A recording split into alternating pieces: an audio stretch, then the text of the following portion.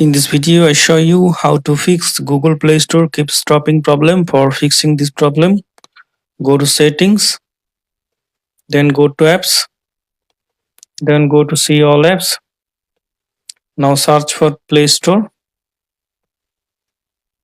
tap on Google Play Store, tap on force stop, tap on OK.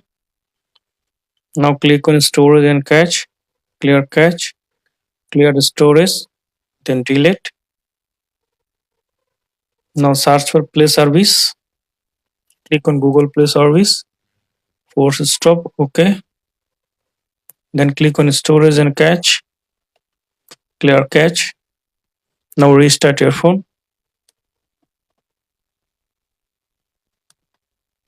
After restart your phone, now open Google Play Store app. Now I hope that this method fixes Google Play Store keeps stopping problem on Android phone. Thanks for watching. Don't forget to subscribe.